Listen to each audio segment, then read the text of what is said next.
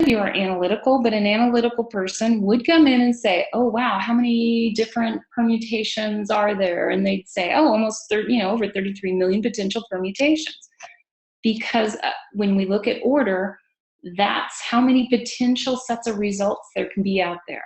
Now, I don't know about you guys, but when I took the Myers-Briggs, when I took FIRO-B, the Big Five, all these other assessments, they didn't describe me. I barely fit in 16. I can't fit in 16 buckets. I can't fit in 72. I can't fit in, 784.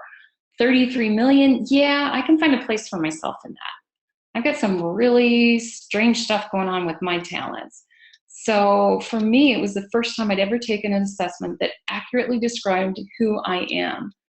And this is also the first time in psychology that they've ever had a positive language to describe why we behave the way we behave, why we, how we think, and really what's great about us without bragging. So they gave names to these talents, and instead of going the psychology route where if you, basically added osis to any root word, you could get out, find out what was wrong with you, they came up with stuff that made sense. Achiever, responsibility, learner, empathy. These are names we can get our arms around. But here's the thing, if you have a connection with any of these talents, if you see the names and it sparks something negative in you, you have to kind of shed that, because they have specific definitions within the Gallup work. But understand, they found between 300 to 400 talents in the work, and they chunked them down to these theme names. So if you're an achiever, your achiever might look different than somebody else's achiever. But there's still going to be some things that you have in common, both as achievers. Now, what I did when I got a hold of this, I went back to school for my MBA in 2001 because I hated the work I'd come to be doing. First 5 years of that last job, I loved. The last 5 years almost killed me. And on graduation day, I purchased the book, Now Discover Your Strengths, which was the first book that Don Clifton and Marcus Buckingham wrote and released to the public. And it was the first time they put the StrengthsFinder assessment out in the world. One of my professors sat on an advisory board with me for the executive MBA program at SMU. And he challenged me to find a way to teach the more than 33 million potential combinations. And in doing that, I created the Core Clarity Key, which you all will have seen in your packets. And I added color to the talents so that the original categories that Gallup came up with would be more clear for people, and they'd be able to distinguish between the different talents and what they meant. In 2004, I quit my job. I jumped out there. In 2005, I incorporated Core Clarity, and we created a team program called Empowering People in Teams. And we've been delivering this worldwide since then. And we also train facilitators to do this. And since that date that I started with our model, we've put more than 55,000 people through this program. So I think we've got enough to, maybe say that we've learned a little bit over the years. So the categories of talents, and there was a book in 2002 that they put out called Follow This Path, where they divided these 34 talents into 4 categories.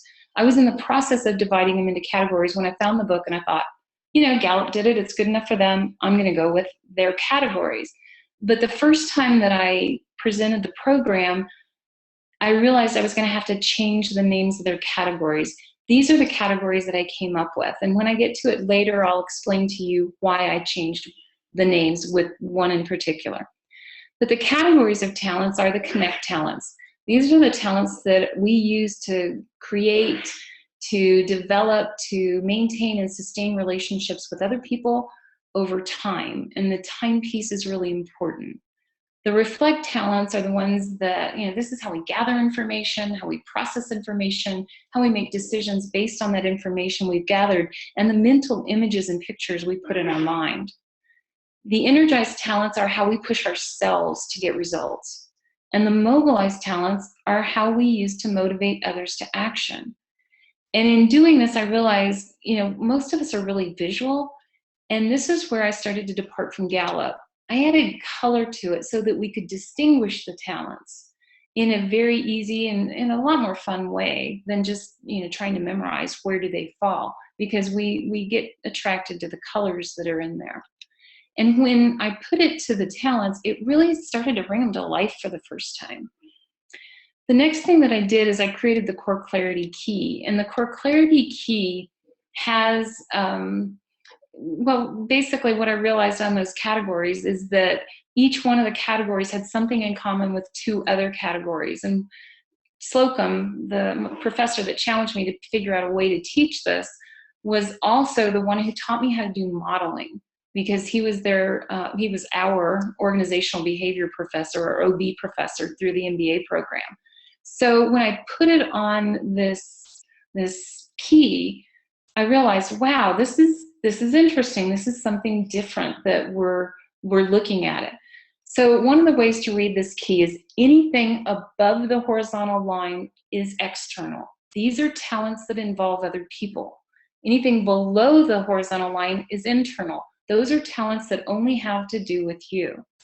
On the right-hand side, it's all about motivation, which as speakers, we live in that category. So above the line, external motivation, how do we mobilize others to action? These are talents that we use to motivate other people to do things. Below the line, internal motivation, the energized talents. What energizes us? What talents push us individually towards certain results? On the left-hand side, it's all about interaction. That external interaction, how do we connect with other people? Create, maintain, sustain relationships with other people over time.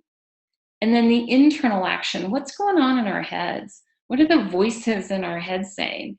And some of us have a lot more voices than others. And sometimes those voices don't shut up. It's harder for us to go out and mobilize others because we can't shut up the internal dialogue that is constantly with us, especially if we have a lot of the internal reflect talents. So that's the Core Clarity Key. And here's the other thing about it. The talents are not equally distributed in those 4 categories. There are 12 in the green reflect quadrant, 9 in the orange energize, 7 in the connect or blue quadrant, and in the magenta mobilize quadrant, there are only 6 of them. And one of the things that we've seen through the years as we've been collecting data throughout NSA is NSA members tend to have more in the mobilized talents than the general population. Because, gosh, that's what we're doing, isn't it? We're going out there motivating other people to action, trying to mobilize the troops, so to speak. So to give you a grounding in the categories, because it's real important that you understand where your talents fall and where you may not have any. The blue connect talents. How do we create, maintain, sustain relationships with other people? And Marquesa, I've got a question. Yes, you do. Okay, I'm ready. Okay, Tanya, let's see something. Yours, all right, Tanya. Okay. All right, Tanya, I promoted you. All right, go ahead and ask your question. Make sure you unmute. You gotta unmute, Tanya. Oh, you know what? I may have to unmute her. Okay, go ahead, Tanya. Ask your question. I really didn't have. I didn't have a question. I was sitting here listening. Did I raise my hand accidentally? Yeah, you did. Okay, no, I'm fine. Keep moving, honey. Okay. Yeah, and I've got to get through this stuff. I want to get to your results and all, but it's like we got to understand this stuff first. So I apologize for it, but this is going to save us so much time when we talk one-on-one. So the connect talents, there are 7 of them, and the first one I want to go through is relator. For people with relator, their relationships matter a whole lot. In fact, they're natural friends. It's easy for them to go deep with people and create those long-lasting relationships. Now, each of you got your talent profile. The first page is a pyramid chart. The second page has 5 bullet points for each of the talents on it. And when we develop these bullet points, and when I say we, Gary Rifkin and I, for those of you that are in NSA and know Gary Rifkin, Cavett Award winner year before last, and just longtime NSAer. When we went through and developed these, we were very strategic about how we created the bullet points. The first 2 bullet points will always be what we call the admiration statements. And these are positively and emotionally charged statements that if you have built this talent into a strength, these are reasons other people might admire you having that particular talent. So relators purposely forge these really deep, genuine, mutually beneficial, and ultimately lasting relationships with other people. And they're devoted to enhancing their existing connections. And they know that intimacy is a risk, but it's a risk worth taking for them. And that's how they build trust and loyalty between people. The next 2 statements are going to be additional information about the talent that you might not have received in your Gallup reports. So relators love working in really small teams with associates who have common goals with them, who they absolutely, trust and who they have gotten close to. And relators also have either conscious or unconscious guidelines or rules of who they either allow in their inner circle or who they exclude from their inner circle. Depends on their other talents as to where those rules come in. The last statement is always going to be a cautionary statement. I don't believe that our greatest strength can also be our greatest weakness, because by definition, a strength and a weakness can't be the same thing. So the cautionary statement is in here because I do believe that the talents can be the root of our greatest strengths and the root of our greatest weaknesses. And for relators who have these rules and guidelines, first, they need to understand what they are. And secondly, they need to reevaluate and revise these regularly to make sure they're not excluding people who could be potential allies. Because a lot of times what you'll see in the corporate world is a relator who quits their job, goes on to a better job in another company, and then they bring these special, loyal, trusted friends with them. I mean, you might have been in a situation in a company where you've had that happen to you or not, where you've seen a manager come in and bring their little squad with them, their little core people. Oftentimes that's a relator. And when relators change companies, it's really hard for them. So they bring who they know with them, whether it's right away or after a little while after they get entrenched in the organization. But that's one thing that can be a downfall for a relator, is they don't open up their guidelines and their rules to bring others in. So we also have a natural statement. We realize that relator may not be a word that people can relate to. All of the talents can be that way. So we came up and said, what's a natural statement that we can come in with? So you'll always see a natural statement on there. And then of course what we call our TAL ants. There's a story behind that, another NSA member. If anyone wants to know, ask me later. So our TAL ants will be there to kind of give you an idea of what a relator may look like. Now with relators, this is the number 3 most prevalent talent in our database of over 55,000 people. 29% of the people will get relator in their top 5. In this group, 18%. Now, it's not unusual for us to see this inside this community, because at NSA, I mean, face it, it can be a lonely business. And for those of you that have been monitoring some of the NSA Facebook sites, you might have seen some discussions about that not too long ago. We don't have that luxury to get really, really close with just a few people. It's not in our talents to do so either. So it doesn't surprise me that this group is also coming in very low on that. So that's kind of giving you an idea, giving you a structure around these. We're going to go a little faster now to get through this. But these are the blue talents again. Responsibility. Oh my gosh, responsibility people are amazing. If they say they're going to do something, they do it. These are people you don't have to manage, you don't have to worry about. If they say, I'm going to get that report in by noon on Friday, you can rest assured it will be in on Friday. And I got a hint for you. Don't call them at 11 o'clock on Friday and ask where it is. Wait till noon, it'll be there. Responsibility people are rock solid in the promises they make to other people. It's the hardest of the blue talents to make that connection with others, because they have to meet somebody, make a promise, follow through, make a second promise, follow through, make a third promise, follow through, until that person finally wakes up and goes, I love this about this person. I don't have to worry. If they say they're going to do something, they're going to do it. And it creates what I call the blue glue between those two people. But it takes time to develop, and it takes an inordinate amount of work on the responsibility person's side to develop that connection. But once they do, it is gold.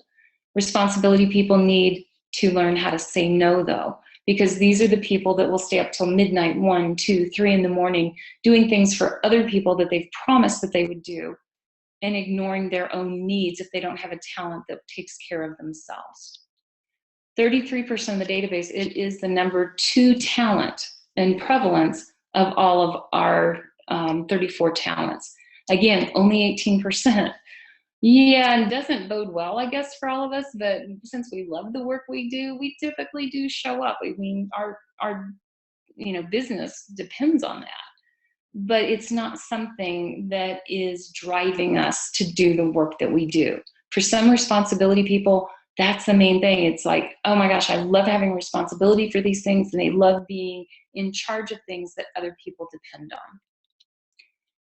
Those are the blue connects. On the green, reflects. How do we gather information, process it, and make decisions with information in the mental images we create? Strategics. Strategics are big picture thinkers. And we're constantly looking at, okay, what would happen if, and we're looking at plan A, plan B, plan C. I mean, all of these plans, and naturally sharp people. Sharp can cut both ways. I find that those of us with strategic, it's my number 1, typically also have a little bit of a, well, okay, not a little bit. We have a sarcastic bent to ourselves. I mean, it just comes out naturally sharp that way too. But this was what allowed me to create the budgeting program that I created, because I took this really complex problem and I created a very simple solution, an elegant solution for this very complex problem. And had I known this, I probably wouldn't have done the work that I'm doing now, because I would have gotten a job pretty easily, because it's something that corporations definitely pay for and want to get. Strategics, it's almost instantaneous. It's almost like we're looking down at a maze, and if people tell us what the end point is, if they say, we want to get here, then we start at that place, that end point, and we back up to figure out which paths will get us there. And so we're looking down at this maze and we see, oh, okay, there are 5 paths that'll get me to where I want to go. That's great. And we drop down inside of the maze and we start running. Now, we do that on the inside of the maze because if we're looking down and there are doors going into the maze and they're closed, we ignore them. So we lose a lot of people on the very first step because they don't know where we started, because they're not looking at things from the same perspective we're looking at them. So these are big picture thinkers, not necessarily concerned about the details.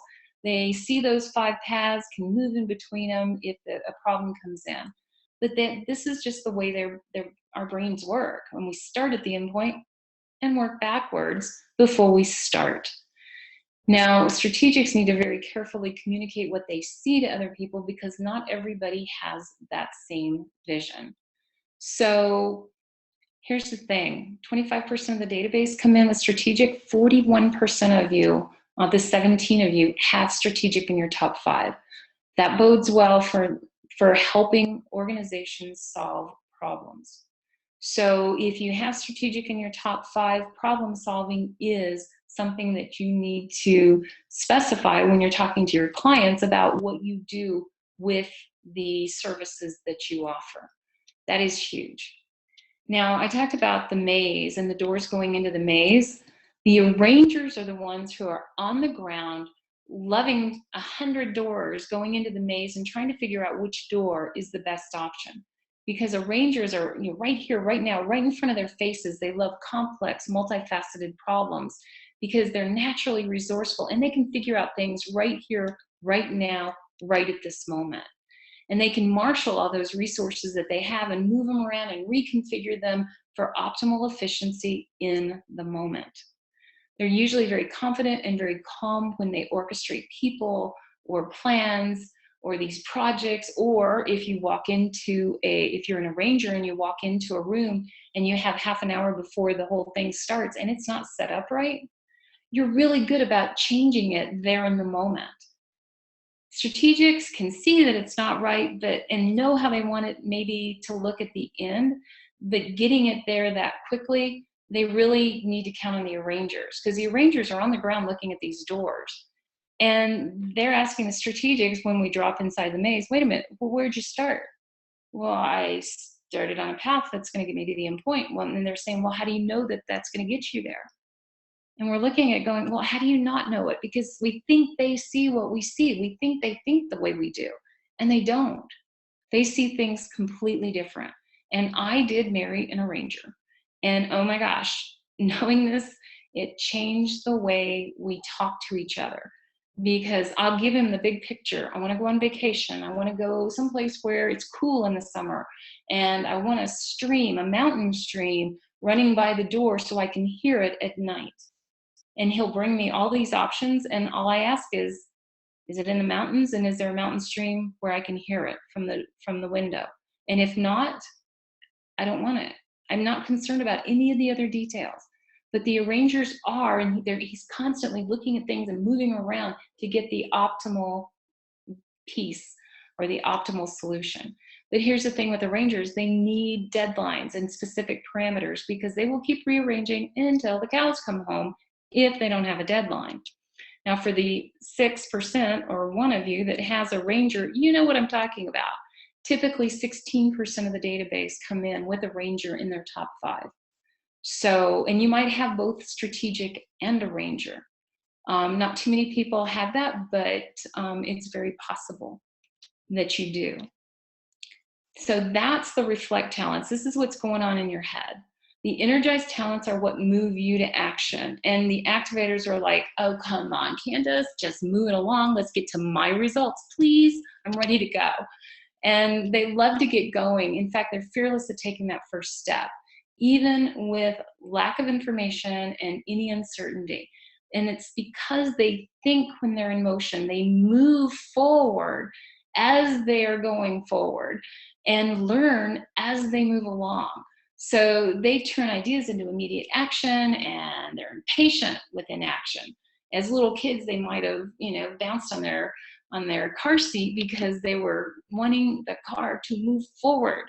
So these are people who know that first word and goal is go. But these are the ultimate self-starters. And sometimes you need to slow down and maybe consult your other talents or other people before forging ahead, because yeah, you can kind of get into trouble. But yeah, there's Robert, thank you. I will get there. And yeah, we know who you are. In fact, this whole group has activator in their top 5. 11% of the database, look at this, 35% of you, activator. Oh my gosh. If I could have rearranged my slides around, I would have done it so we got to activator first, so I could at least give you that information. The achievers are the ones who love to finish things. Now, activators might like to start a lot of stuff and not finish them. They don't get the energy from finishing them. Achievers love checking things off the list. In fact, this is what gives them that inexhaustible supply of energy to keep them going and going and going. And the more they get done, the more they check off the list, the more energy they get. So it's really kind of this self-perpetuating energy motion machine for achievers. List, check, check, check, and oh my gosh, you got everything checked, and now you go home and you have all this energy, and it's like, hey honey, let's tear the wallpaper off the bathroom wall tonight. Let's get that project started and get it done. And you're going, wait a minute, where did this energy come from? Well, I have a hint for you. Every bit of energy that you get when you are working is coming from your talents. When you're working in your talents, you get a gain, a net gain at the end of the day. You might be physically tired, but mentally your mind might be going forward. Or it could be that you just, I do some things and I have to get on my Airdyne and ride really hard afterwards, even after speeches and all, just to expend that energy so I can sleep that night. So any of you that get off the stage and, you know, it's in the evening and it went really well, you might have a problem sleeping that night because you got energy from what you were doing, from the crowd, especially if you have external talents. I mean, that just feeds you and you're driven to do more because you have that energy. Problem with achievers is they schedule everything. So they have lists of things to do on vacation, and your family might not appreciate that so much if they are achievers. So just be aware that you might need to schedule downtime. You also make the worst sick people in the world because, you know, if you get sick, you don't get things done. And you just have to basically set aside your list of things to do, come up with a new list of put list away, call doctor, take medicine, take naps, drink plenty of fluids, whatever the things are that you need to get better are, because you make horrible, horrible patients. 34% of our database come in as achievers. It's the #1 talent out there. 35% in this particular group. So you're running right with the database on the achiever. The important mobilized talents. Maximizers love excellence. And they know, you know what, we have to be picky. If we're going to do this right, we are going to be particular about the way we go about it. And they are relentless in their pursuit of excellence. And they'd rather take something that is working and take it to great than take something that's broken and just get it back to working order. That's where maximizers like to spend their time. And they're really good at expecting excellence of others. And if you've ever been in a situation where and if you have maximizer where you've been working with other people, there's just something about the words you use, your carriage, everything that you do that helps them understand that you expect excellence of them. And a lot of times most people will rise to the occasion. Not every time. And those people frustrate the heck out of you. And I'll tell you right now, if you're coaching someone and you're a maximizer, and if they are broken, send them to somebody else. Have them get therapy or go to a coach who's restorative, who loves to fix problems. But as a maximizer, you want to take people that are already good and take them to great, because you recognize that raw potential and you refuse to accept anything less than the best. Now, on the cautionary statement, remember the old movie Finding Nemo? For the maximizers, you need to find GMO. And GMO is, it's good enough, move on. Because sometimes you spend 80% of your time getting the last 2% perfect. And I have to tell you, this in this statement, you might not hear anywhere else. For you maximizers, your good is better than most people's best. I'm going to repeat it because it's so important for you. Your good is better than most people's best. So when you get it to a point where it's good enough, understand it's usually better than most people can even hope to provide. So when you're working on that, understand that. And here's why it's so important that you understand it. It's because 24% of you are maximizers, only 14% on our database. But this is one reason that clients also hire you. They know you're going to bring the best of who you are to the stage, and you're going to be looking to bring out the best in their people. Really important to understand that. But it is about mobilizing other people to be their best. And then there's woo. Woo, people love to meet new people. This is my #5 talent. And full disclosure, it's my only non-green talent. This is why I can go to NSA meetings. This is why I can get out in crowds. It's my saving grace. I mean, I'm one off being all green, and I'd be in my cave all the time working on stuff and being very happy not being around people. But I've got to go around. I mean, I've got to get out there. So influence for me is, it's a no-brainer. I have to go, because that's when I get in and I get to meet some new people in the organization. But it's also why I don't mind going into clients, being there one time and leaving. I don't have to stay with them. In fact, it's almost the opposite of relator, because relators love the dinner parties where they're with people, a few people, and they can go deep, maybe for 5-6 hours. Woos are more like cocktail party people. We can go into a room with 100 people and we'll go around and meet everyone, and we'll make connections with them and we'll draw them out. and we'll identify these commonalities between people and put them together and match them, and then we'll move on. People just seem to open up to us. But a lot of times people also misinterpret what we do because they're like, oh, she's friendly, I wonder if, and it's like, yeah, no, those aren't the vibes I'm putting out. I just love people and I love talking to them, and that's just the way it is. 12% of the database, 24% of this group has woo. This is what allows you to go out and meet people you've never met before. This is why you speak to people in elevators. And do you know some relators have rules about that you're not supposed to speak to people in elevators or in the line at the grocery store and all these different places? I mean, this is definitely one of those high percentage talents in all of NSA. And you guys are showing that too. So those were the mobilizing talents. So now you've kind of got a grounding in the 4 categories, so you can start to understand those a little bit more. You also got your pyramid chart. Now, your pyramid chart, your number 1 talent's at the top, and then it flows down with your 2, 3, 4, and 5 talents. When I was doing this work early on, I was talking to Dan Pink. He's number 1 strategic.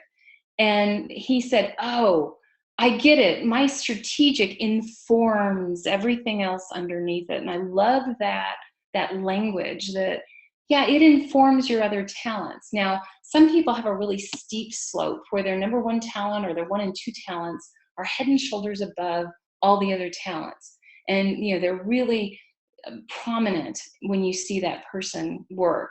Some people have really shallow slopes because they might be almost interchangeable. Gallup doesn't know anything about, Gallup doesn't tell us how close our talents are to each other. And if they did and they were to create an assessment that would be valid, if they gave us that information, it'd take us all day to take it. So even if they gave it to us, it wouldn't be necessarily valid in the way that the researchers want it to be. So understand that this is something you're going to have to look out for. If you have a steep pyramid slope, you'll know it because your top talent or talents really shine above the others. Or if they're almost interchangeable, then that's going to give you kind of like sometimes for this person, maybe their maximizer goes to the top. That means it's probably very shallow. So all of you got your pyramid charts and know that the relativeness of how they affect each other is going to be a little bit different. Now with this particular person, they have significance. Tirelessly pursue personal excellence. This is like a personal maximizer. I mean, this is a way of life for these people. And they are focused on making an impact on the world and leaving a lasting legacy. Now, when Don Clifton took the assessment the first time, he got significance in there and he did not want it. He was really kind of upset about it. And so he took it again because he's the first person to take it. They were so excited when they created it and all, and he was not happy. So he took it again and significance came up the second time. Now understand, the first time you take it is typically the most accurate because you don't know anything about the assessment at that point. I'm not injecting that you should take it again if you don't like something. But Don Clifton, the creator of all this, didn't like it. And it was because he was a very devout Christian, and significance in the Christian context is not really appreciated. So it wasn't until one of the people with the group came up to him and said, Don, look at the significance that the work you are doing has on the world. Significance is a talent theme, as they all are, and it has to encompass a lot of different talents. So the way his manifests itself is he wanted to leave a lasting legacy based on the work he's doing. It didn't become the Clifton StrengthsFinder assessment till after he died in 2003. So if you have this and you have an attachment to that word, don't worry about it. Of course, you're an NSA, you probably don't. But these are typically very independent spirits. They want to be heard, known, valued for their unique contributions. And they like their autonomy, and they like hearing from other people, oh my gosh, that was amazing. You did great on this. And they love being appreciated for the talents that they bring to the world. It's one of the lowest, 5%. 18% of you, more than 3 times the average that we get in here. So for those of you with significance, you need to know that you can, the mastermind is a support group. These are people, when you do something and you're not getting the accolades that you want or need based on this talent, go to them and say, I just need, I need to vent, and I need you to tell me I did a good job. And so the person can listen and share with you how great you did. This person also has command. They mobilize others to action.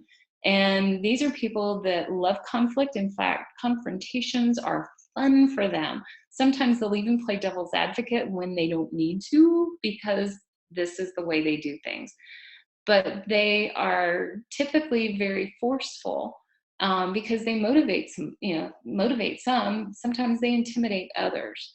So they have to be really careful about how they use it. Now, the big thing for command is it is the lowest of prevalence. 4% of our database come in with command in their top 5. And look at this, more than 4 times that in this group. So managing that command is really important. A lot of times spouses don't like it when you use it, and bosses don't like it, which is why probably it's high in this group, because you guys are your own bosses. Love that. So we've got a person here who has significance. They like, not just like, they bring personal excellence to the world, and they like for their work to matter. They are fearless at getting started, jumping in and creating something, out of nothing, and getting started with little information sometimes. And they can help others move forward that quickly also. And they're expecting excellence of others, not just of themselves. And this person is also very strategic. So they begin with the end in mind. So you're looking at somebody who's going to create an elegant program, helping people move forward in excellence. Who's that sound like? You can type a name in the chat and let me know if that sounds like anybody you know.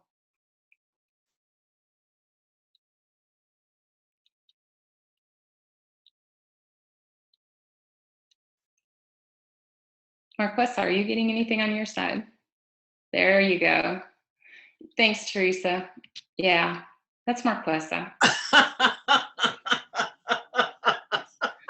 Yeah.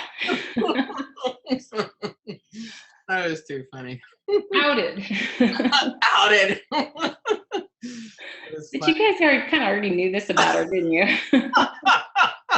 Yeah, busted. Thank you, Carol. Absolutely. So we've got another pyramid, because I wanted to give you a kind of a different view. This is a different pyramid. And if you look on the upper left-hand side, looks very different from Marquessa's. That's the core drill, and we're going to get to that as quickly as I can get to it. So let's go through this next one. Individualization is a talent that sees the unique brilliance of individuals. They see the talents and gifts of other people. In fact, when we're doing team programs, a lot of times people with individualization are like, why are we here? Don't you guys all see these talents of other people? Well, the answer is no. Only 14% of the population get this. It's one of their top 5 talents. And we don't see it. That's why we need this as a tool. And it also, what it does for people with individualization, it adds skills and knowledge to that base talent of individualization, so they can really shine in creating masterful teams based on the talents of the people, because they fit people perfectly.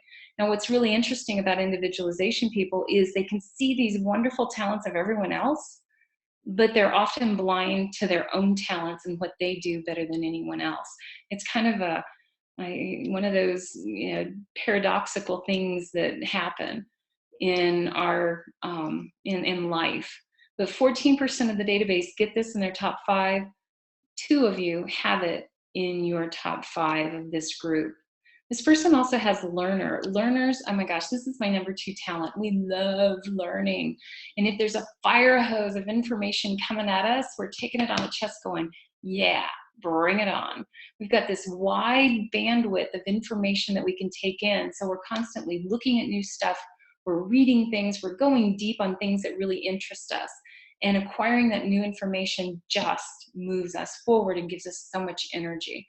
And these people are best in leading edge environments where things are changing and constant learning is not just required, but valued.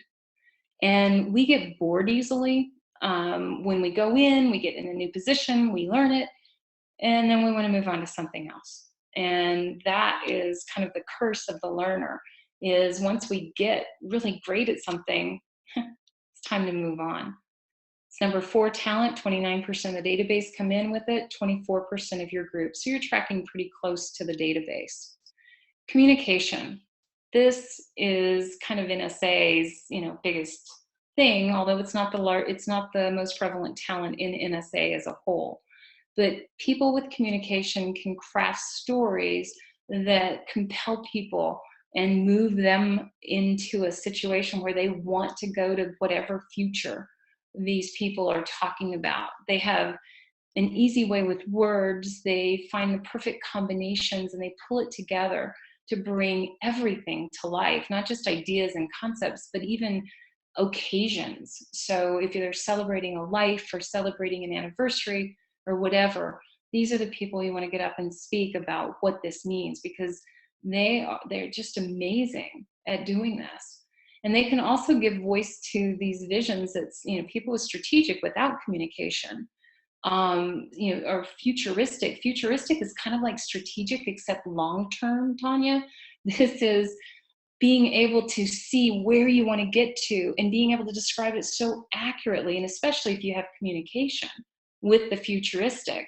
But you can describe it so beautifully of what it looks like in that land of milk and honey, beyond where we are today when we get through all of our troubles and trials and tribulations. Futuristic people see that, and communication people can give voice to some of these visions to help them create that place where people want to go to. But the communication people are using powerful stories around whatever it is they're talking about. Added to futuristic, it's powerful. But these are people that can bring it into words and are just engaging to listen to. 12% of the database, 18% of this group. This is the thing that a lot of us have to learn in our work in NSA to make sure that our message is heard in the most compelling way possible. So this is a person with individualization. They see individuals for who they are. They are constantly learning. And in fact, if you notice, there are 3 talents in the blue connect area. These are people that are going to want to get close, and they're relators. This is a relator. So they're going to get to know somebody, they already know what the person's talents are. They learn more about people, and they learn more about communication. And this is a person who wants to make sure that there is a significant reason for the work that they're doing, that they are leaving a lasting legacy. So they probably are going to be coaching people one-on-one and working with people to bring their messages to life and to the world so that they can make a special contribution to the world. And I've got one, no, not Tony in this particular case, but I know you guys are in separate groups, so you don't always get together with everyone, so you might not know everyone as well. But this is Anna Banks. So Anna, I haven't met you before. I haven't had any conversations with you, but I can imagine that the work that you do is really honed in when you're working with individuals because of that individualization.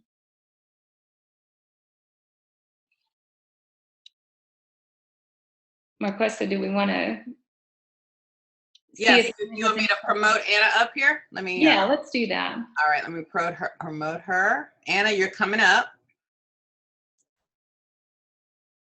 Okay, she's coming up right now. All right, there you go. Let me unmute her. Okay, you're unmuted, Anna. Hi.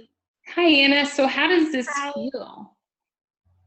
Yeah, that is me. And what are you doing? I'm not doing as much of that. The learner piece is quite on target. I'm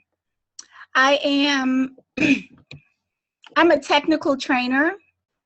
And I work with high net worth financial advisors. So, yeah.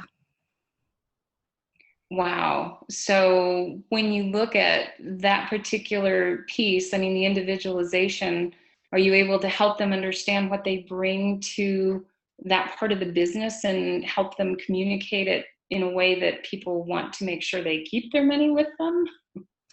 As much as I can. That's also part of my frustration, because I'm there to teach them their systems, as well as help them to better leverage their systems. And the thing that I stress more than probably anything is the whole connection piece, because it is about the relationships. Many of them that don't have strong relationships with their clients, those are the ones that wind up losing them. Yep, absolutely. Are you going to be transitioning into something else? Yes. Okay. Make sure that you have high-end coaching on this, because with that individualization, to be able, I mean, like I said, I mean, the biggest blind spot for people with individualization is, what do they offer the most? And for you, you can bring messages to life for these individuals and help them bring out the best of who they are. And you'll constantly, you know, the more you learn about them and the more you hear their messages, the more you can help them tweak them and tone them in such a way that they are, you know, the best that they can absolutely be. Well, fortunately, I do have a few teams that I've been working with. I work with over 400 people. Oh my. I'm responsible for, but there are a couple of teams that get that. And I work more closely with them than any of them because of that, because they realize that they need to take their business to another level. And it's not just about their technical skills. It's not about just their financial acumen. It's also about the relationships. And, you know, that's for many of them, that is their biggest blind spot, because they think it's all about how much money they can make for their people, and they don't realize that they're losing second and third generations because they're not connecting with them. Right. Yeah. Very important. So moving forward, definitely, if you can, you know, if you're going to make any big transitions, try to shift in that towards the individuals. Because, oh my goodness, this is such a gift. And Gallup organization says if you don't have individualization in your top 5, you will not be a great manager, because it's not something you can just learn to do. I believe that these tools help us, but you just come about it intuitively. Okay, I'm going to move on to the last pyramid, and I'm going to do this one because I wanted to catch 2 talents that are really high in this group. And in fact, positivity. Oh my gosh, celebration. The people love to be around people with positivity, because it's just, there's this genuine joy of life that just emanates from them. They love to celebrate people and situations and, you know, anniversaries, whatever it is, that people and their successes. And they encourage higher engagement because they're celebrating what people bring to the party right now.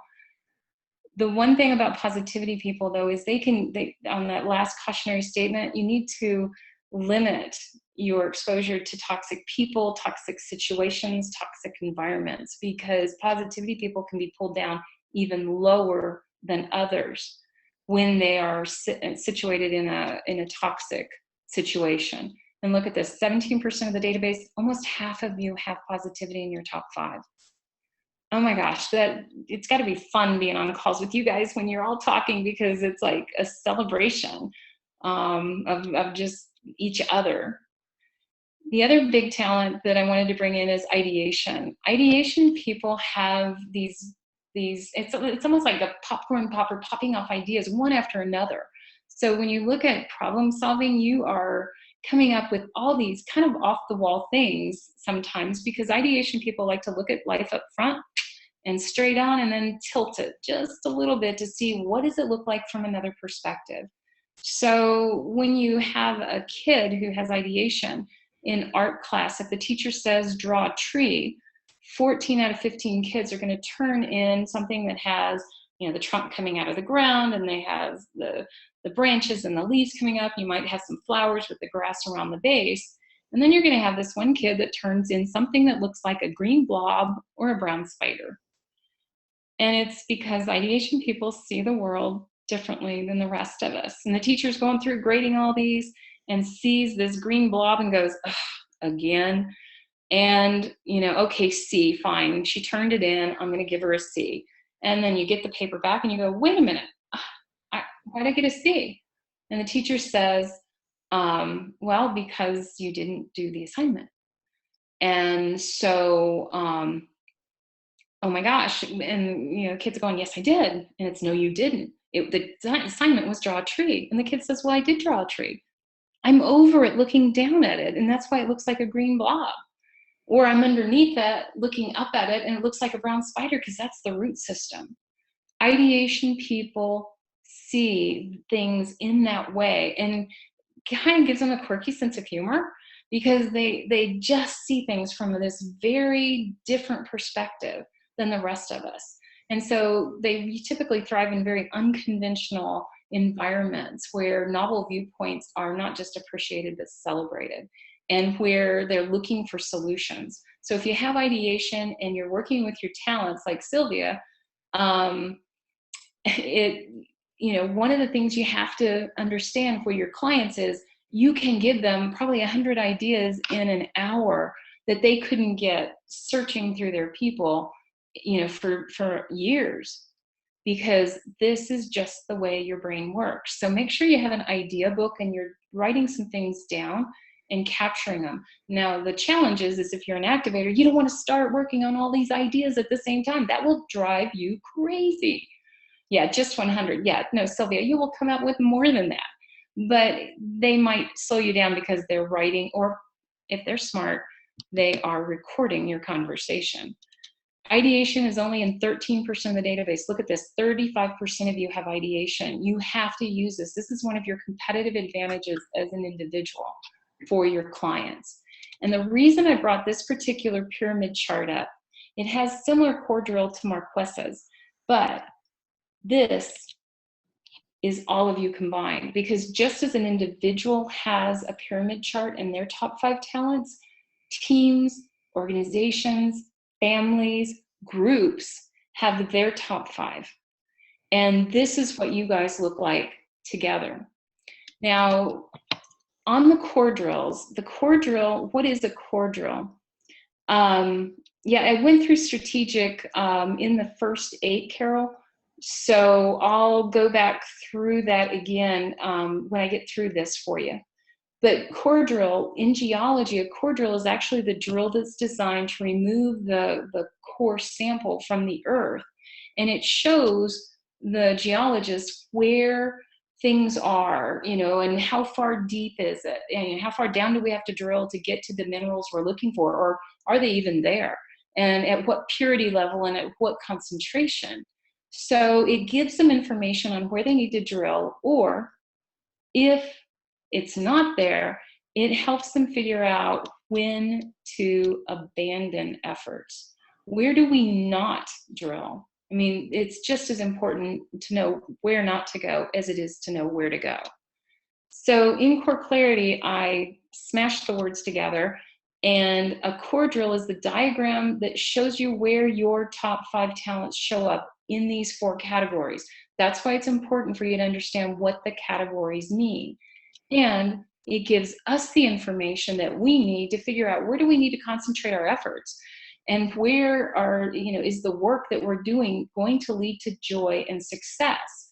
For instance, with Marques's, it's on the motivation side, but not on Anna's side. Anna's is with people and interacting with people.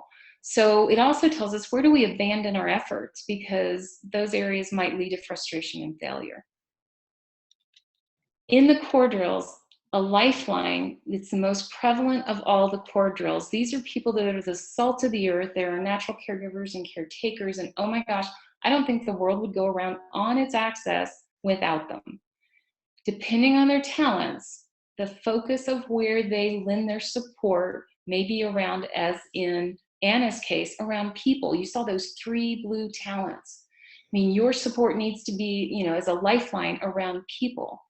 Some people have a lot of green talents, maybe 3 green talents, and that's going to be around information. Or if it's orange talents, it's around tasks, because these are people that love to do things. These are people that experience joy when they are in service to others. And that's why when you are leading people, you become a servant leader and you motivate by example. These are the people who kind of go, another motivational speaker. Why do we have a motivational speaker? We don't need that. Well, you know what? The lifelines don't. They have talents in the blue area where they connect with other people, and the green area where they reflect on what needs to be done, and the orange, they just go out and do it. They don't need the inspiration that the rest of us may need. They're typically very steady and reliable people, but they can often feel overlooked or undervalued or taken for granted. But they are essential core components to every single team. In fact, 29% of our database come in as lifelines, which makes sense because this is where the predominance of talents come in. Only one person in your group is a lifeline. And we have a talent for our core drills also to show what I believe that you look like. And it's not that you don't mobilize others to action. You motivate others by using the talents that you have, by connecting with them, reflecting with them, and energizing them because of the work that you're doing. So just because you don't have something in one of the categories doesn't mean you're lacking there. You just get to it from a different way. And it's Anna. And that's why I wanted to go ahead and value her up front, because she's the only lifeline in the group that you have. And that's the most prevalent. In fact, that's a lot of the people you're going to be talking to. So that is a piece to understand. Now, the next group that is the second most dominant, actually it's not the second most dominant, it's the next one that we use in this, we call passionistas. These are people who have the green reflect, the blue connect, and the magenta mobilize talents, but they don't have anything in the orange energize. These people are purpose driven. These people are intrinsically motivated by the passion, whatever their passion may be. Very warm, approachable, externally focused people who love getting out there and leading others to action. Now, there might be hard getting personally motivated, but oh my gosh, they love helping others get motivated. And very, very strong for them are personal and organizational mission statements. So a lot of times if you're doing work with teams, you might want to see about learning how to create mission statements, because it's such a part, it's just the passion that you have for this stuff is going to come out in that work.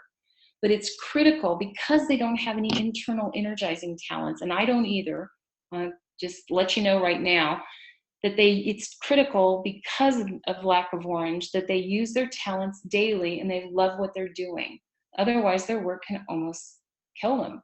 In fact, I call not having orange talents, for those of us who don't have it, OJC. We are orange juice challenged. We have to be pulled to the work we're doing. Because, gosh, if tomorrow I have something that I don't want to do, it's hard for me to get out of bed. I've got to be pulled out of bed by the work that I'm doing. But these are very team-oriented people that add gusto to any group out there. 12% of our database come in as passionistas, 12% of the group, which means there are 2 of you reaching for the stars and the orange stars as we see here. And that's Tanya and Sandra. And because of this pull, you need to make sure that whatever you're speaking about is something that you are passionate about. If you do programs right now where you are teaching people how to, learn how to use a computer, and you're not passionate about learning how to use a computer or people using computers, don't do it. drop it. So no, you gotta love what you're doing and just be motivated by the work and have it pull you out of bed every single day. Passionistas, critical, add that gusto to a group. Then we have our forces of nature. And if you remember Marquesa's and the team's core drill, this is where those two fell in the world. So these are strong, dynamic, intense, and oh my gosh, internally motivated people. They can move mountains and often do. They are born influencers, and that's why I call them forces of nature. Very seldom are they driven off course by others, and sometimes and oftentimes they're loners who don't let their past get in their way or the things and the challenges in their path ahead get in their way. They just move forward. We often find them in leadership positions mainly because they have a hard time following other people. So, outed again, 9% of our database, look at this, 35% of you are forces of nature. This is the largest group that we have found in NSA so far. And there are different types of forces of nature. There are really strong, just almost, tornadic looking types. I would hazard to guess, and I don't have his talents yet, but I would hazard to guess some of our very controversial and in your face Jeffrey Gitomer speakers are probably forces of nature. But you also have the gentle forces of nature, depending on the talents that you have. Some of them are soft-sided, on the magenta talent. Some of them have a hard edge to them. But Glenna Salisbury is a force of nature, and Lou Heckler is a force of nature. So how it comes about and how it manifests itself is probably dependent on how you've learned and the talents that you have in particular. And yeah, you've got those lightning bolts in your quiver and you're ready to go out and throw those. Yeah.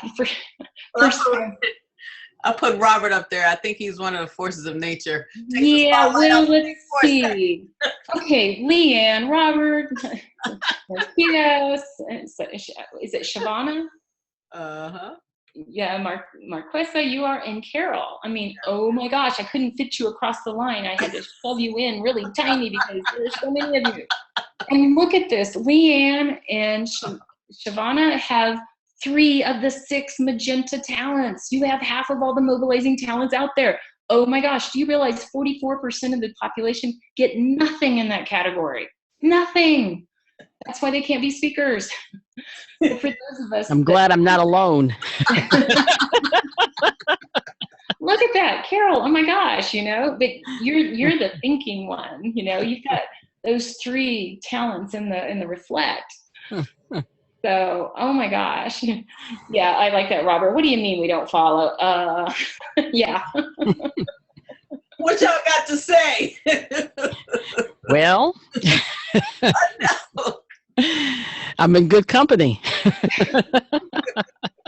Yes, you Robert are. is speechless. Robert is never speechless. Robert, you ain't got nothing to say? We got to keep moving now. Come on now. I'm still on mute. I'm trying to follow.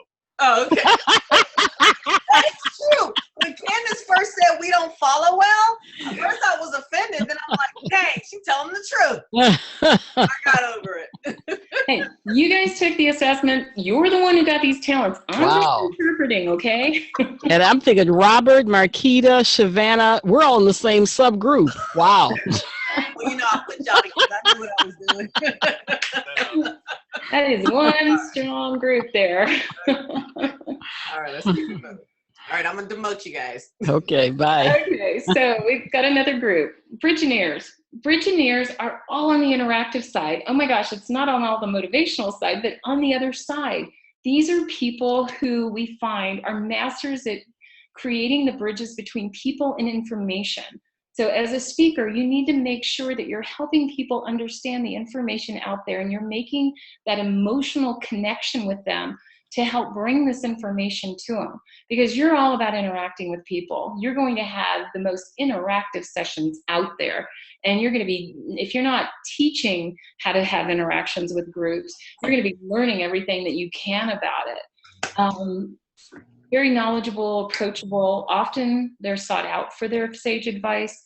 Typically have an aura of calmness and serenity. So from the stage, they're going to be very composed and not get all excited, kind of like, you know, some of the forces of nature can get really excited. But, you know, the biggest problem for Virgineers is they don't have anything on that motivation side in their top 5. So overcoming inertia is their biggest challenge.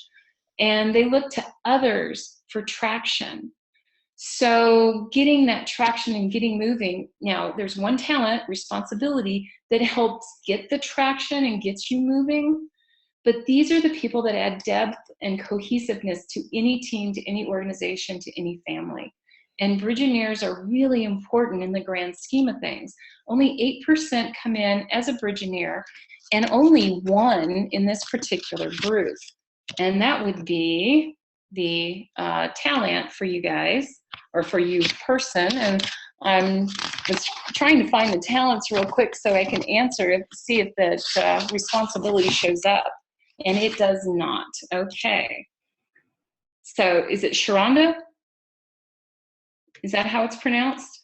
Do not ask me that, because I always get her name wrong. So let her answer it on her own. Please. Okay, there you go. It's Oops. Sharon. Sharon? Yes. Yeah. So what do you do is helping people understand the information that you have? Yeah, I work mostly with entrepreneurs and small business owners, visionaries, strategic planning. Ah, perfect. Operational support, yeah. Absolutely perfect, because you're bringing information to them and helping them really get it. And your blue is a relator. So getting in and getting deep with these people really is where you shine. Your talents definitely support this in a huge way. So now does it kind of make sense why you are the way you are, and watching some of these people in your group going, whoa, they're over the top, aren't they?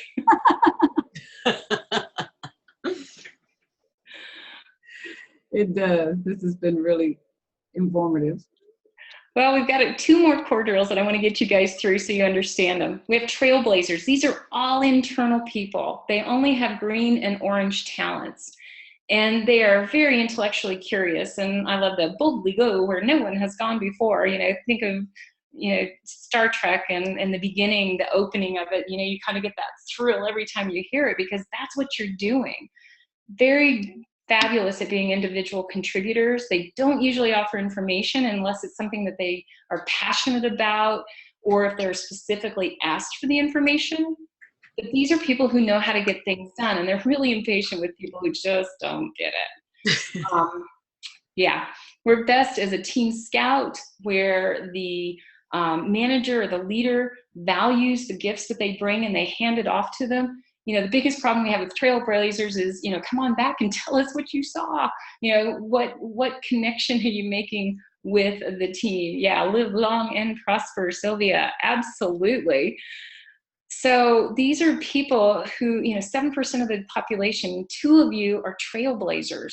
So you need to be in areas where you are going forward, like Daniel Boone, looking for the new paths that people have not gone on yet. So new material, new information, new whatever, because that's where you're going to have the most fun, is creating those trails for others to follow. And Anna and Junior are 2 trailblazers, but look at their talent distribution. We don't know what the talents are just by looking at this. We'll see this in a minute. But oh my gosh, Anna's more about, let me pick up this information and go off and do something. And Junior's like forging ahead and saying, hey, I'm learning this as I'm going along. Let me see. You know, you're breaking down barriers as you're going forward, because you just have so much internal energy and momentum to move you forward. Oh my gosh, I mean, there's so much in these talents, in understanding just the categories, again, without looking at the talents up front. One more core drill, stabilizers. Stabilizers have talents in all 4 categories. And because of that, you have a very unique, holistic view on things, a perspective, because you can launch from any of the 4 categories, and you can interpret from any of these 4 categories. So what happens is you end up serving as interpreters to connect others together. And when you go into a group or a team or an organization, you are looking to fill the gaps. So you'll come in and say, oh, you need somebody to do that? I can take that on. Oh yeah, I can take that on. And you take on all of these things that probably are not in your best interest to take along, but it's in the team's best interest. And that's what stabilizers do, is they help everyone else. So because of the talents in the 4 categories, and understand it can be any of the 34 talents so long as you have at least 1 in each category. You're typically very flexible, you can wear many hats, and you're often called the jack of all trades. But there's a statement that follows jack of all trades, master of none. And a lot of times when we're in a class and we're working with people and we, the stabilizers add that master of none to it, you see their shoulders droop and their heads go down, because it's like, oh, that stupid thing again. It's the curse, the bane of my existence. I hate that about myself. Well, I'm here to tell you that you are special. You are definitely people who are critical to any team. And when you find your niche, or for those of you on the East Coast, your niche, but I'm from Texas, so when you find your niche, you're going to excel beyond even your wildest expectations. Because this, finding where you are best served and where you are best utilized is hard, because you can do anything. So when you go in and you're working with an organization, you need to make sure you clarify the role that you're playing, and you have an understanding of what your value is, and so that you can be at your best. And I believe that the hints for that come in your talents. You need to make sure that you're maximizing those talents, because you can do anything. But every team, every group, every organization, and even every family needs a stabilizer. I'll also share, sometimes you can be the biggest destabilizers out there too, because you can see that there's a problem. You may not know where the problem is, so you shake up things a little bit and you say, oh, we're having problems. Is it in the relationships? And so you start poking in that area and nothing happens. You go, no, it's not the relationships. Then you say, is it the way we're gathering our data? Is it in the information we're bringing in? And you step on that area and nothing's, comes up to the surface. And then you go, is it our processes? And so you get into that orange area and start poking in where the tasks are done, and all of a sudden everything blows up. Because, oh my gosh, that's where the problems are. And what you're trying to do as you destabilize it is you're trying to bring these problems to the surface so that you can now all look at them as a group, as a whole, and figure out what you need to do to solve them. But a lot of other people interpret your messing in these areas as you being the problem. So what happens a lot of times is the stabilizers, fingers are pointed, and they're pointed at the stabilizers because you're trying to bring things out. So as a stabilizer being on the outside, it's a lot easier because you can go in and say, as a company, I can help you find where the problems are. And then you can walk away from it. But a lot of times stabilizers, I've heard this story over and over and over again. Fingers get pointed, they get fired or moved to a different department because everyone says it's their problem. But I will tell you, when the last stabilizer leaves the team, everything goes to hell in a handbasket because the stabilizers were actually holding everything together and nobody knew it until they were gone. 20% of the database, it is the second most prevalent of our core drills, come in as stabilizers, 29% of this particular group. And that's your core drill because you are constantly helping others stabilize their lives. You're helping your family. Yeah, Sylvia, I prefer disruptor. I like that. Yeah, you can be the disruptors. And if that's how you want to label yourself, that's great. But you can become the catalyst to help bring the stuff to the corporation's mind and so they can see it. And Shirley, Sylvia, Teresa, Charlotte, and Nathania are all stabilizers. So utilize this in your marketing and when you're talking to the people that are evaluating you for what you're doing, and help them understand this. And you might be able to look at some of the other core drills, and I'm going to send you some charts, not just of your core drills in this group. I'm going to send you charts with all the core drills listed, what the percentages in the population, and what the percentages in this group, because there are 15 in total. So you haven't seen all of them today, but it helps you see that, you know, other people, number one, they don't think the same way we do. They have different talents, but they have different core drills, and different core drills see the world in different ways and work in different ways. And this whole last one, when somebody says something to you, we think they're talking, you think they're talking about you. They're not. They're talking from their talents and their core drill. And, you know, like an achiever saying, you go to them and say, oh my gosh, I'm lost. I'm not quite sure what to do here. And an achiever says, well, all you need is a list. Well, how does that person feel? It's like, oh, I must be stupid because I didn't know that. What if achiever is number 34 in their list of 34 talents? They may not be capable of making a list because it's not in their synaptic connections. It's not the way their brain's hardwired to work. They're hardwired to work a different way. So what an achiever should say is, oh, you know what? How I do it is I make a list. Let me help you make a list, because they love making lists. You may not love checking things off of them as achievers number 34. You may need to get it started. And, you know, they're not really talking about you. They're talking more about who they are than who you are. So when you hear people say things to you, start to try to filter it through that understanding. And one of the quotes that I came up with through all this work is that there are universal truths and there are you truths.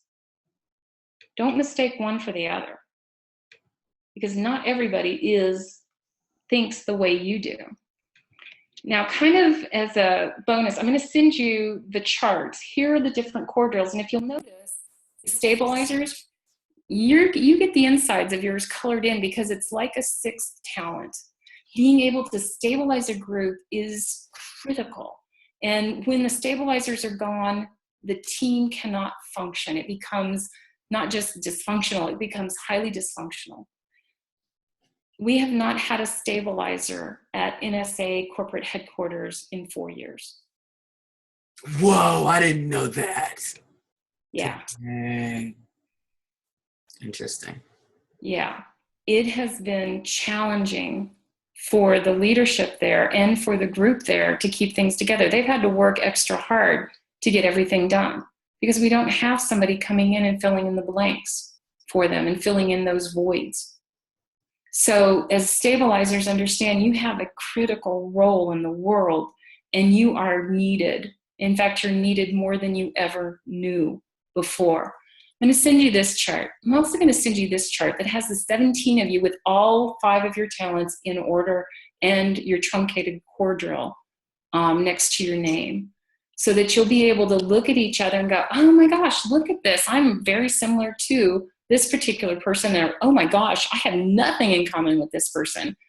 You know, looks like my spouse, or looks like my significant other, or my boss, or whatever. You know, this will give you a way to start to talk to people from a talent perspective that's a little bit different than you are possibly right now. So I have all 17 of you on these charts. Hopefully everyone will give their permission to share it, and we'll be able to do it group by group, Marquesa, because I don't have that yet. Okay. Yeah, and I asked in advance, and everyone that put yes there they were comfortable sharing it. Yeah, they were definitely. I will look at that again, and then I will send out an updated one. But for now, the 17 of you are going to get these charts. Yeah.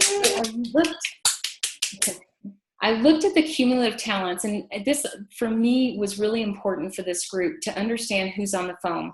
Your group pyramid you've seen before looks like this. You're a force of nature, more internal than external, but you've got that positivity thing going for you as your number one talent. So this has got to be a fun group to work with. And so I put together a collaborative advantage statement. Now you can do this for yourself individually for your own personal statement, but for the group, this call group, in particular is a strong and assertive. That is the force of nature piece of you. Self-starting, activator. Highly accomplished, achiever. Creative and innovative, ideation.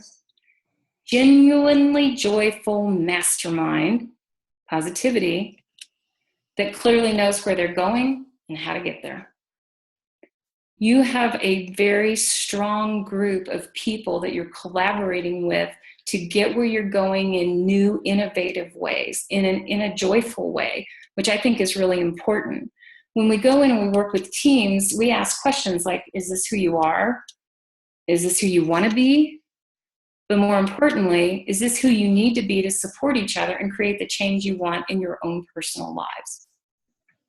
I think it's a pretty dadgum good collaborative advantage statement for what you guys are doing. And what can you do to make sure that you as a group live up to this potential that you have in that statement? And I will say that when I look at all 29 of you, that you're very close to this. There's only one talent, the learner and I believe it's learner and ideation switch spaces. So, you're very close to that as a total group. You're going to get the collaborative advantage by concentration chart, which looks like this, which just shows us, 8 of you have positivity, 7 strategic, 6 have activator and achiever and ideation. So that's where I get the top 5 from. And they are based, when we have a tie, based on, look at that, you've got 3 number 1s in the activator, and only 1 of the achievers has it in the number 1 slot.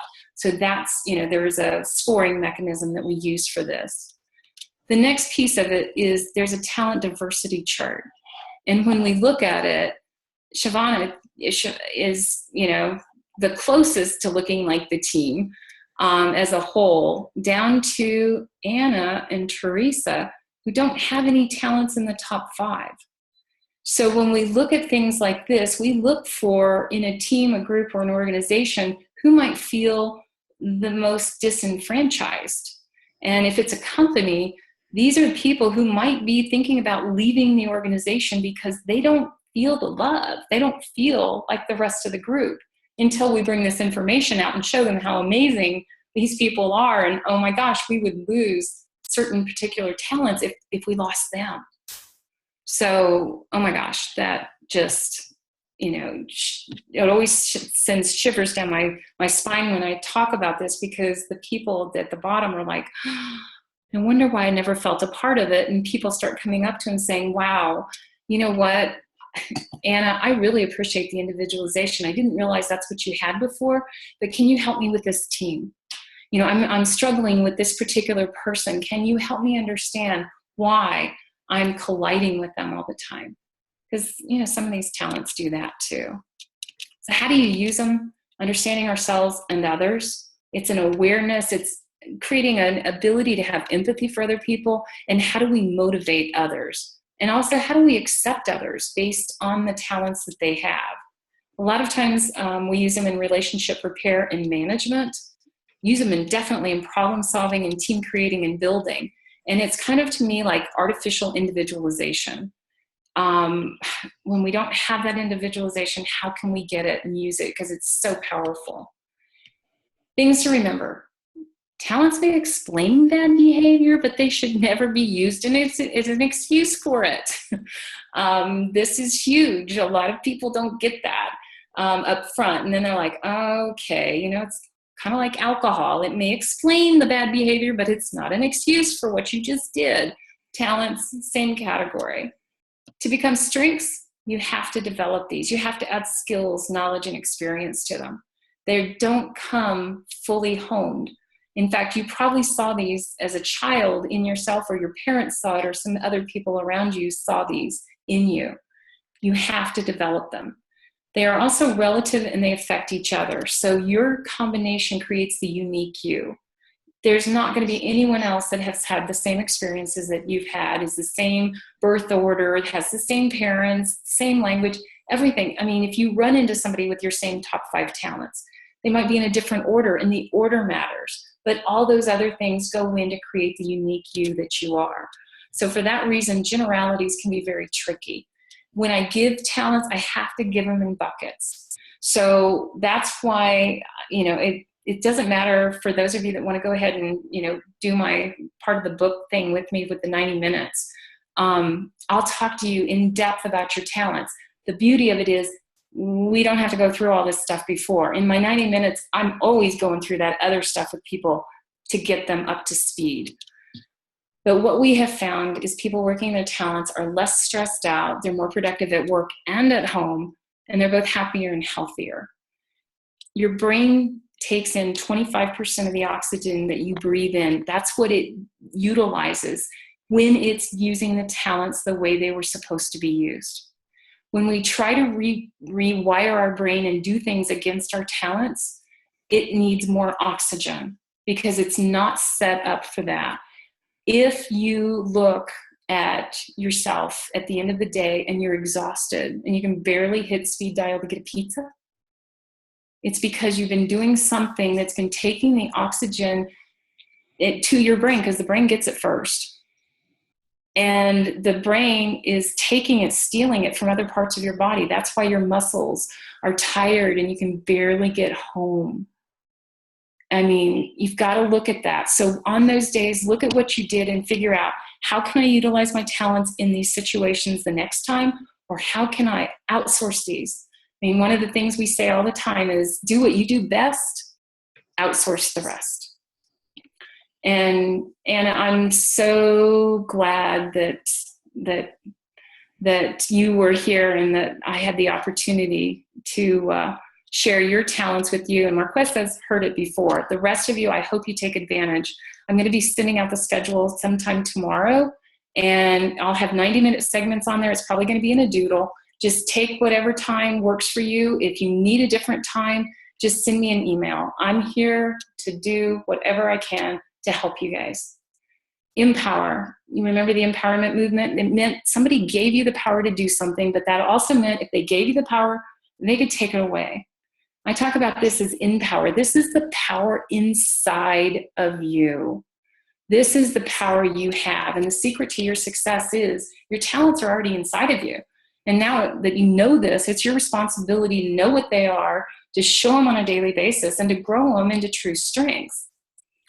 And Sean is asking, what will a session entail and what's the cost for the 90-minute session? There is no cost.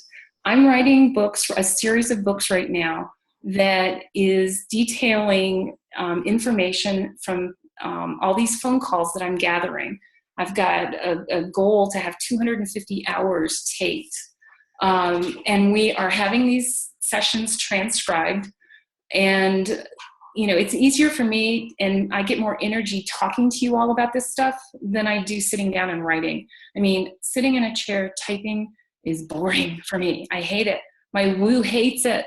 So I'd rather get somebody on the phone, record the session, have somebody transcribe it, and then edit what I've said.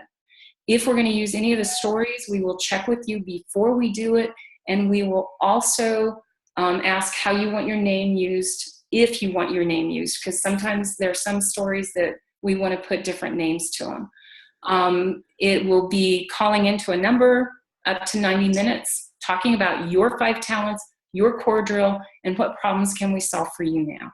So that's what that program is. So did I answer all the questions? I hope, I think.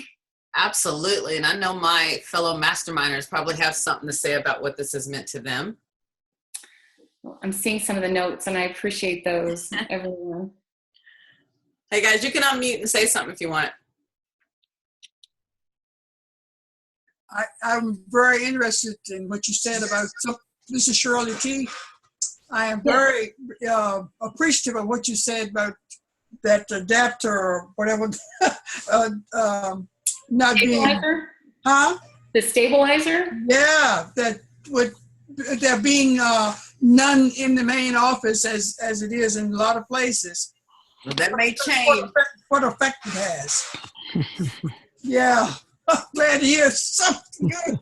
Yeah, we had a big change over the last 2 days. Oh. I noticed. Yeah. Yeah, that's an aha. Yeah. Well, this was really very helpful to me some of the traits I knew because I know myself, but it is really helpful to hear it from someone else from an objective perspective. Yep. And to see how I relate to the people in the mastermind group. So I liked that that deep dive into this topic. Well, and we can go even deeper on the phone calls, and that's the purpose of that, and to help you figure out how can I use this in my speaking career, how do I market myself, and what do I need to watch out for. I was talking to somebody earlier today, and I, in looking at what she was wanting to do, I said, looking at your talents, I don't know if I'd want to go that direction because you don't have the talents that'll make that joyful for you. So are you really sure you want to spend your time in that area? And she goes, yeah, I don't, but everyone told me that that's where the money is. And No. yeah, don't make a decision based on that. If you're great at what you're doing, because you have the talents to support it, you're going to make the money.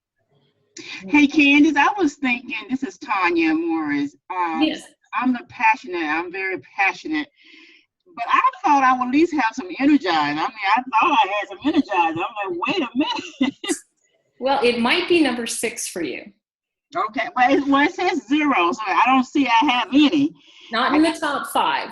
Okay. We do dig deeper than our 5, but these are the ones that really help to define where you're strongest. So for you, for instance, have you ever had a job that you hated? No, not necessarily. Not the environment, yes, that part of it, but not what I did. Well, a lot of times what I see with Passionistas is they go for the area where they have an interest. They go and work in a nonprofit or a part of a company where they really have joy or maybe education or something that pulls them there. But if we were to give you, for instance, okay, here's the deal. You have positivity number 1, so you're going to make anything positive. Unless it's as you said, a bad and toxic environment, and you're strategically going to figure out how can I either get out of this or create a future in this where I'm going to enjoy what I'm doing. And as a relator, you're going to have a few friends that are close, but you have a relator and woo. So you go deep with some and then but you cast the net wide. So you probably have, your circles of friends probably look like the ocean with the Marianas Trench, where you go really deep with some. So you have this ability that a lot of people don't, to connect with a lot of different areas and all that others don't. But if I were to give you an assignment that said, okay, here's a list. There are these 5 things that I need you to do on this list every day, but you know what? You need some quiet to do this. So we're going to put you in a room by yourself. You're not going to have to worry about interruptions from anyone else. And, now your relator and woo is starting to hurt. Yes. Okay. They hurt now. Yeah. I can do that with any talent, okay, and show you how we could drain that energy. Yeah. So I suppose that you made this, work for yourself over time, which congratulations, that's an accomplishment. I wish I had done that. But I got to the point where my number 6 achiever, which is orange, was burned to a crisp because that was the only thing that kept me going for 5 years. And it was painful. Okay, this has been great. I'm thinking I'm in the right lane, especially with the speaking, and I'm passionate about a lot of the stuff that I do. So this is going to be great. Good. Well, guys, we don't want to keep Candace all night, and I appreciate all the Well, and I apologize. I'm kind of the one who kept you all night. But I had of course, I'm very strategic, as she said, and I wanted to know how can we use this information, not only in our mastermind as we work on our goals together, but also to take Black NSA to the next level. You see how knowing all this information about each other, guys, will help us say, wow, this person is ideal for this project, which will do X for Black NSA, and so on and so forth. So I just think this is full throttle. This is why I love NSA. And, you know, and I love that in Black NSA, we're able to make these things happen. So Candace, I'm so happy to call you one of my best friends and to hang out with you every single week, and all this time you're giving. And I can't wait till you get on the phone with everyone for 90 minutes. And everyone, believe me, you know, you're tapping into the right folks. They're going to give you everything you want. You're going to be in a book, and we're going to show you so much love. So I want to leave the final, I want to ask Carol, as my fellow board member, to officially close us out. Give Candace a chance to give her final comments, and then you close us out, Carol. Okay. Candace? I'd love to give you, going back to Del Norte, Colorado, the 6th grade class, this is their CSAP scores, which is their state testing. None of the other classes improved as much in every subject that year as the 6th grade class. None of them improved in all 3 areas like the 6th grade class did. What else happened? School nurse said that she wasn't seeing 6th graders. They weren't getting sick, so attendance was up. Bullying went down by an estimated 75% from the previous year, and 75% of these kids were on the AB honor roll the entire year. The other 25% were in and out of it, but nobody had anything less than a high C average the entire year.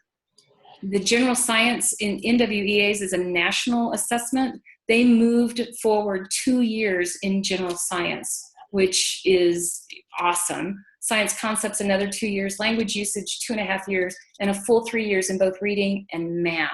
And if you remember, half of these kids were flunking math when they came in. Principal Nathan Smith was awarded as being the Colorado Middle School Teacher of the Year. He went to nationals and competed, and he was one of the finalists for Teacher of the Year in the entire nation. Didn't make it, but oh my gosh, he was in the finalists. We were thrilled.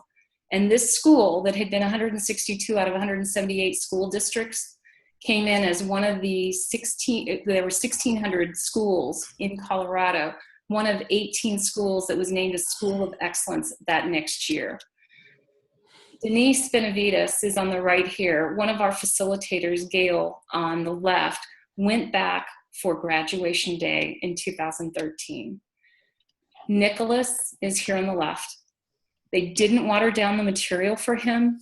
He graduated, and if you'll notice, he has cords on because 67% of the class walked the stage with cords on because they were honor students. Hasn't happened before, hasn't happened since. And we started a foundation to bring it back to the schools just this year.